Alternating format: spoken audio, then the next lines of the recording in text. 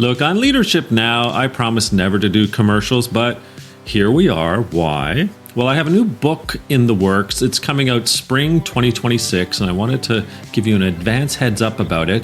The title, The Future of Work is Gray, and it's kind of a big deal to me because the book dives into the age crisis that's reshaping work as we know it. It's something that I call age debt, but spoiler alert, it does turn into some solution. There's some hope, there's some positive, and that's called the experience dividend. So if your workplace still thinks that age is a liability, well, it's time to retire that mindset. In fact, we might want to retire the word retire. So yeah, I don't do ads. This is a special occasion, and for it, I am willing to go gray. And maybe Grey Goose will sponsor me, not sure. Anyway, spring 2026, the future of work is gray.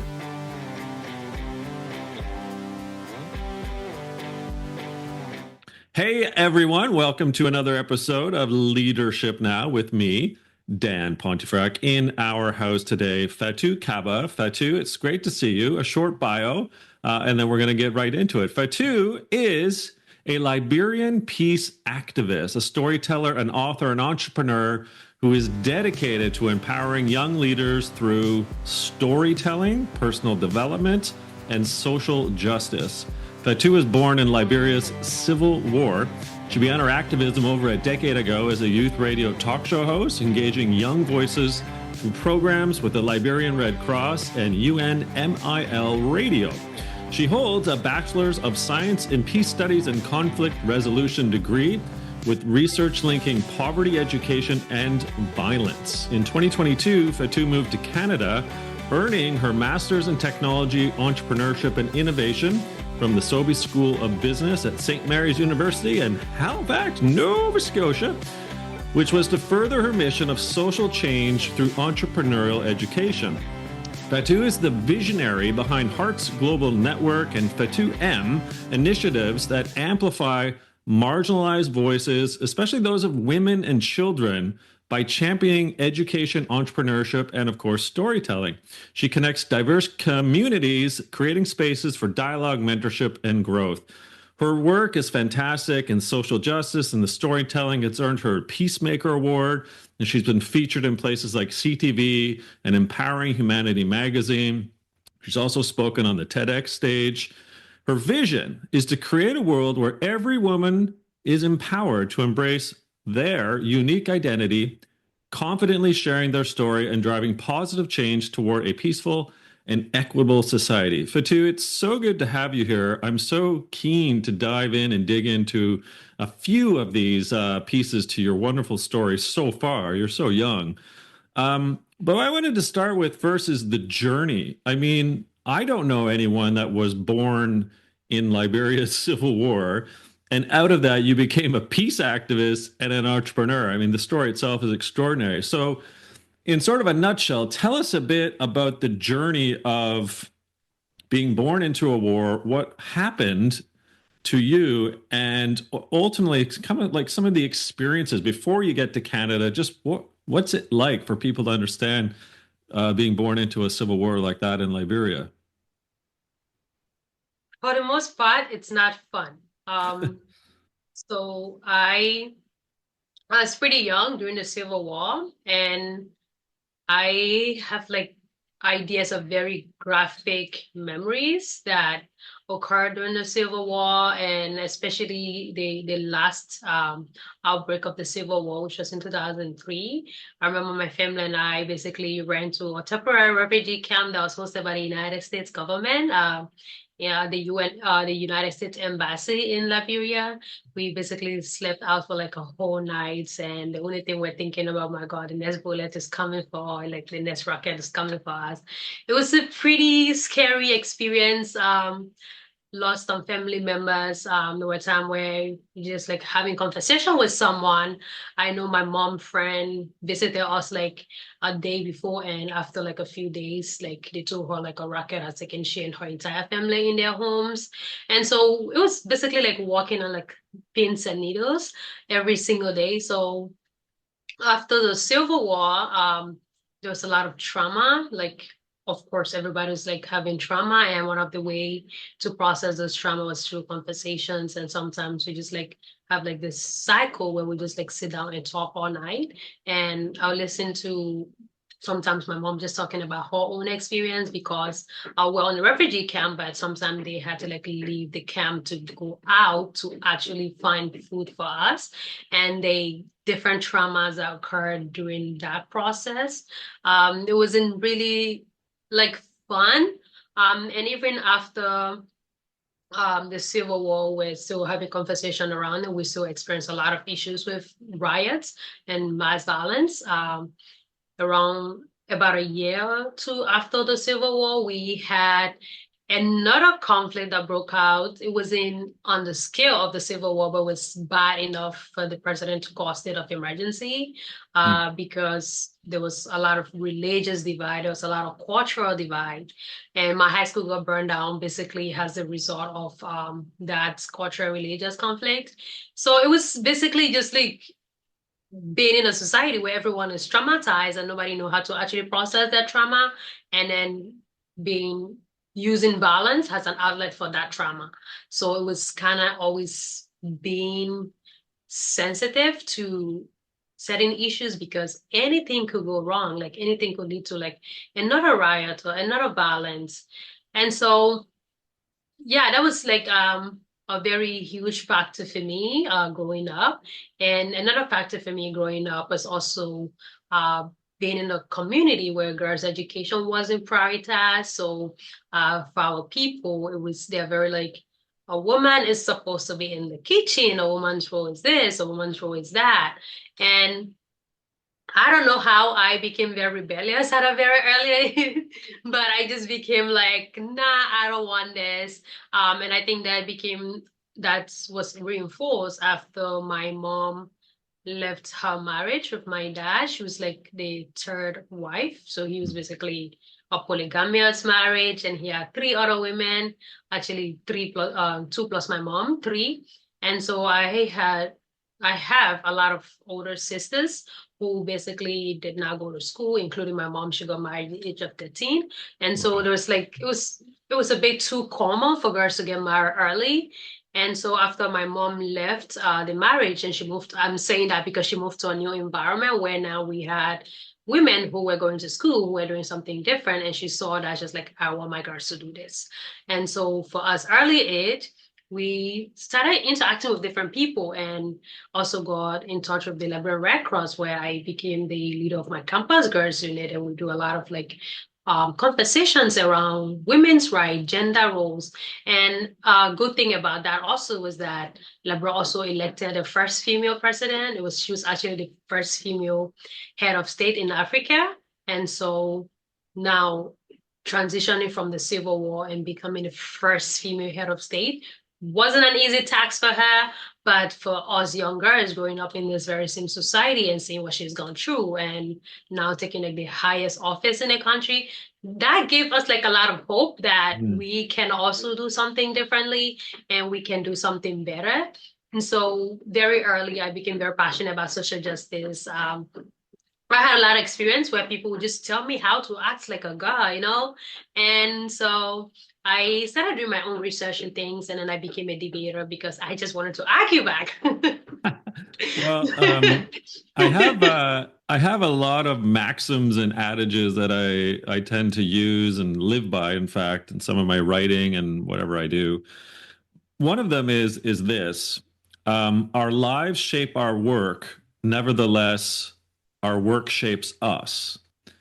And I so agree. for me, Fatu, one thing I've noticed about you in your journey is that from the Civil War, from the refugee camps, from your family, from leaving Liberia to immigrating to Canada, in addition to a bunch of other things that you've done, you are ultimately a peace builder. You are someone who's interested in using stories and storytelling to help resolve conflict, to help build up equanimity, to help build up equality, to help build up diversity, to help women and children succeed. So, what I wanted to ask you a bit about was how has that prior experience of your life shaped you into the both woman and professional that you are today? Actually, everything I do is basically from those experiences. Like I said, I'm very passionate about social justice, and even right now, Hearts Global Network is based on social justice and peace building.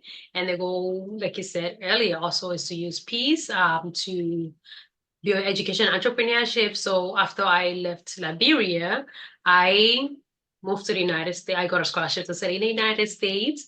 And as part of that, I studied peace studies. Mm. And as part of the peace studies was wanting to answer some questions around violence and education. So I published my thesis.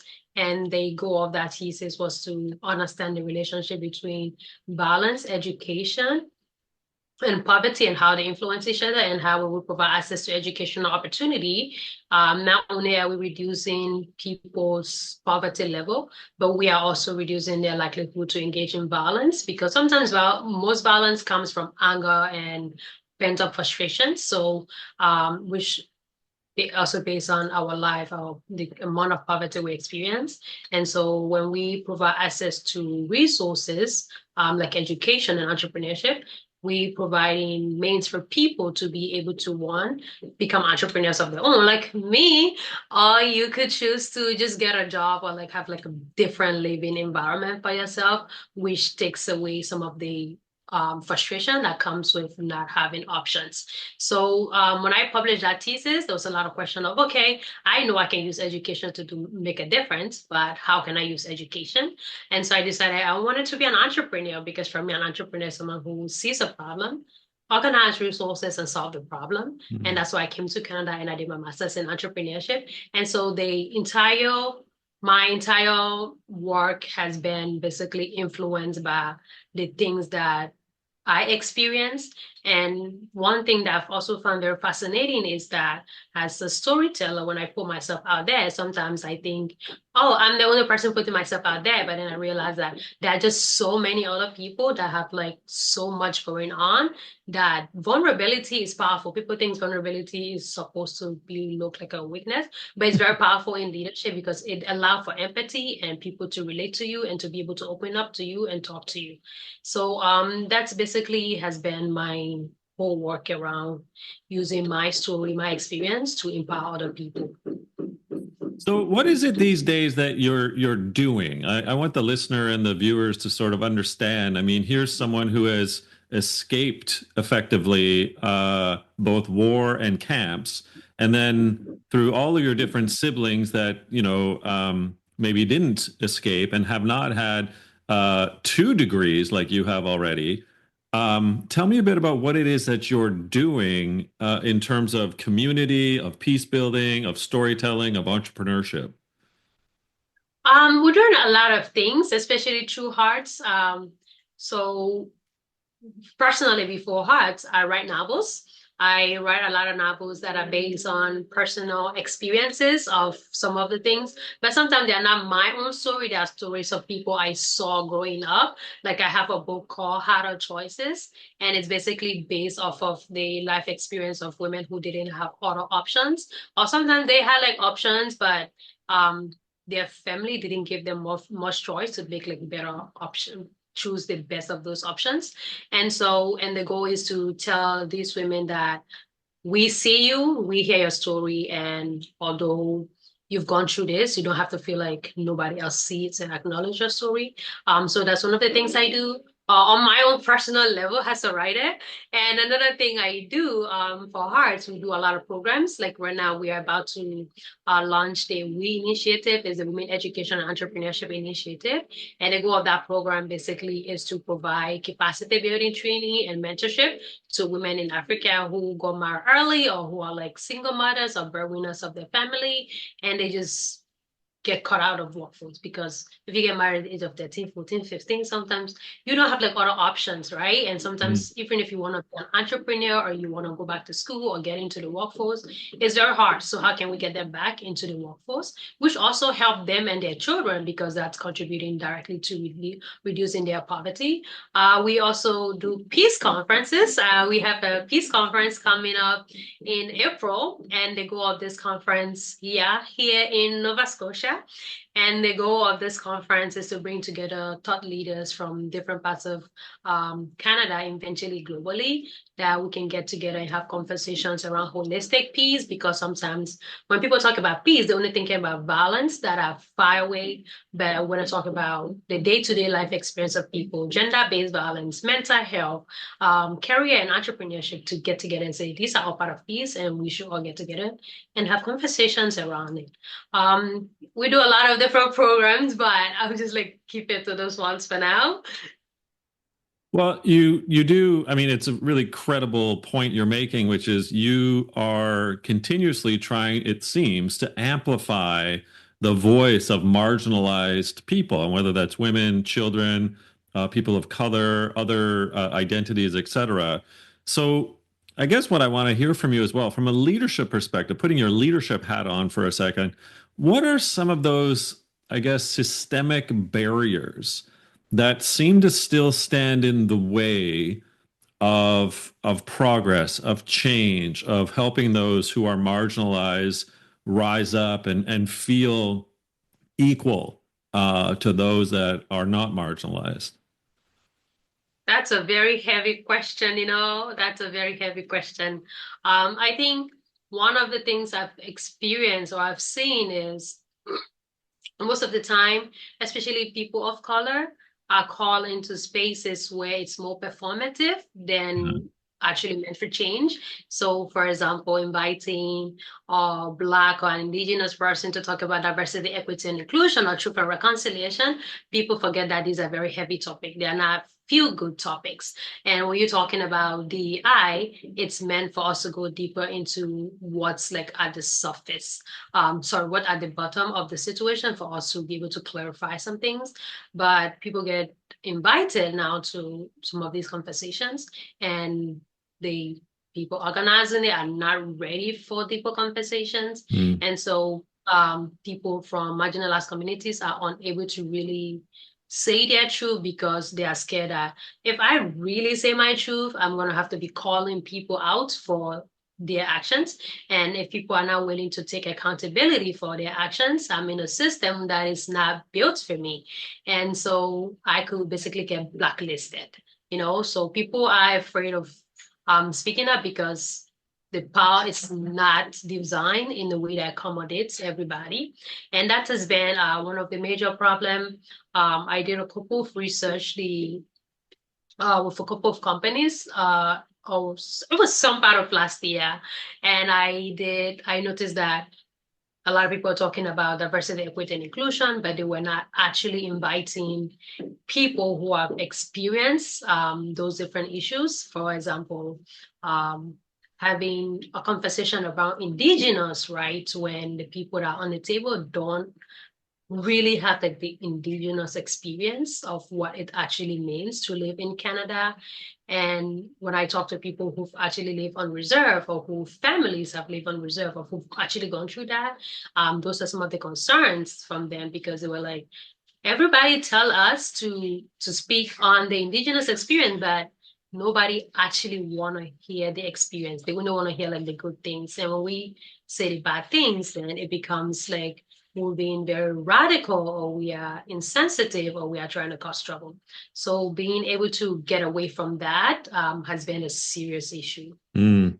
Well, then there's two ways to look at that, right? So there's the individual side, which is someone who's been asked to be in that situation to speak to or rise up and bring truth to power, if you will, right? So there's the individual side, but then there's the other side, which is the organization or the leader who is blind, I shall say, right? Sort of not being more performative and sort of just saying, "Hey, let's check the box." So I guess let's tackle that. I mean, they're two heavy questions ultimately, but let's go back to the leader and the organization, come back to the individual. So from a leadership and an organizational perspective, if a non-BIPOC or sort of some individual that is, let's just say, white, middle age is looking to check the box, obviously that's wrong. But there's probably other guidance that you could give these types of leaders in order to fuel a more productive and harmonious opportunity to exchange, to understand, to empathize. So, what would you suggest, and what have you suggested from a leadership perspective for those types of organizations and leaders? So I first like to start with like self-reflection because it goes to like being able to reflect on yourself. It's to tell, especially people in leadership position, to reflect on themselves. Mm. If you are maybe having an event or you're trying to do a project where you want to like just check the box. I sometimes write articles where I just say this is what you could do to self-reflect, ask yourself, why am I inviting them if I was not going to do any kind of report. This wasn't going to go in our annual report, our social media, or to our donors for any kind of credit. Would I still be inviting these people to my event or to take part in my project?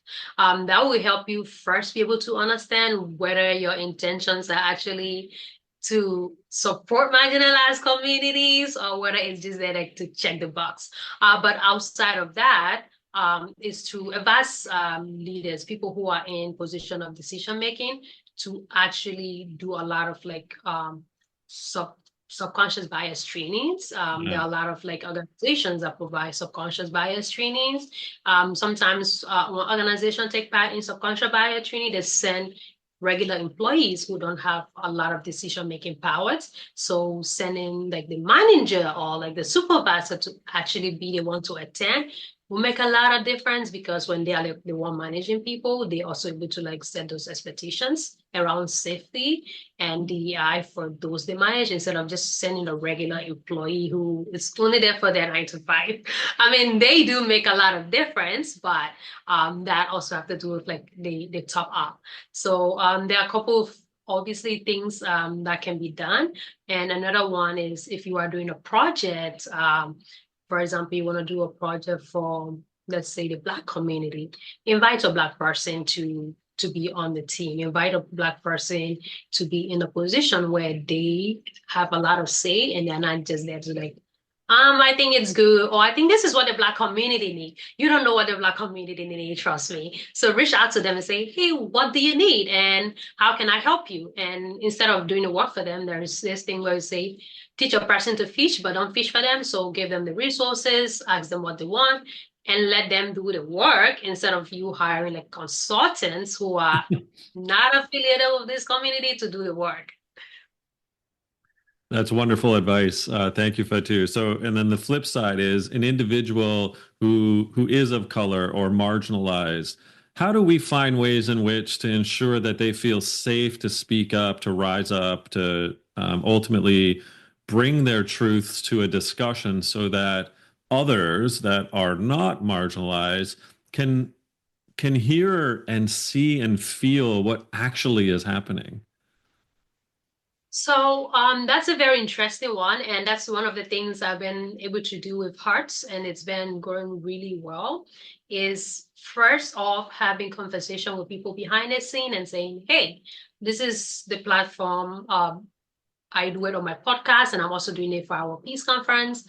We have conversation. I say, I am not going to tell you what to say, as long as it's within safety for yourself and the people that are here, but it doesn't have to be comfortable. I always make it clear you don't have to feel like you have to, because growth comes with discomfort. And like I said, these are heavy topics that sometimes require discomfort. So I just talk to them one-on-one and make them feel like, okay, I got your back. And I just want you to be you and share your life experience and tell us what can work for you. Like for the Peace Conference, we have a panel session as part of the conference called Truth and Reconciliation for African and Indigenous Community and what it means for them. And so this is not just truth and reconciliation, but what does it mean for you and your community? That's what Yeah. we are looking at. And so we have people who are from who are African, Nova Scotian, who done a lot of research, studies, understanding in these areas, and then we bring them together. And the only thing I ever told our moderator, like, just talk to them, make them feel safe, make them feel like they can share their experiences, their thoughts, and their recommendations. without feeling like we have to feed them words. So we're not feeding anybody words. We're gonna let you go and be yourself and just have like a nice chat and take away some of like the formal structure from around it. So people can just like feel comfortable talking. I love that. I love So that. So for thanks.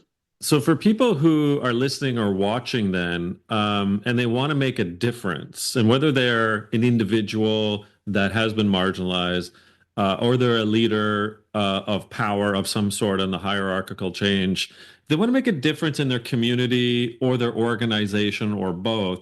What's the one piece of advice that you can share about leadership, purpose, change, action that actually resonates, that helps these people, like, I guess, beat down the door and actually open it to do something different?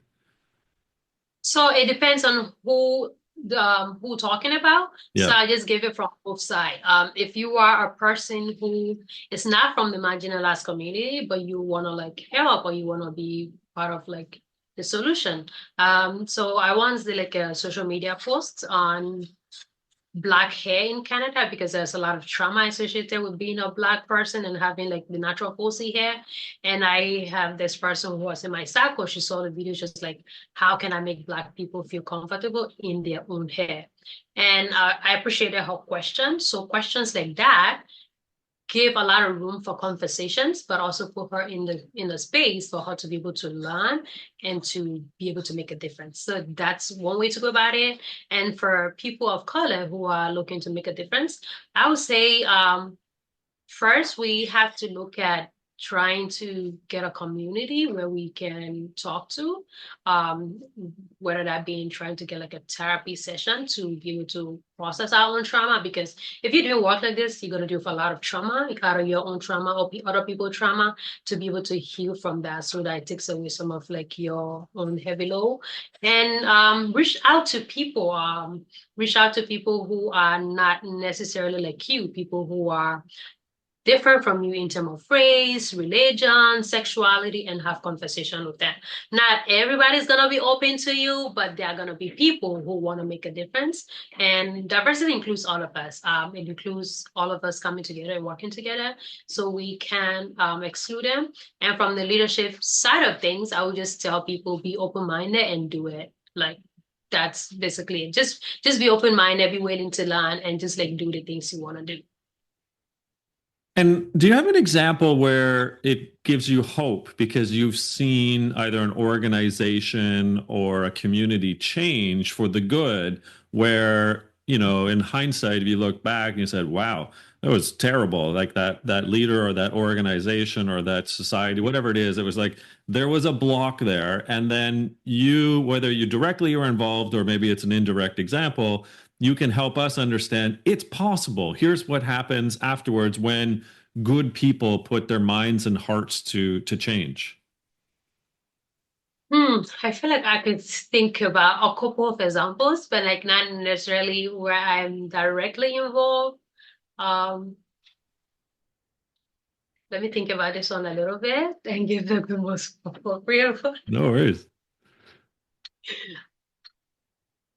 I'll say the Liberian Women Peace Movement. I don't know if you've heard about the Liberian Women Peace No, Movement. tell me more.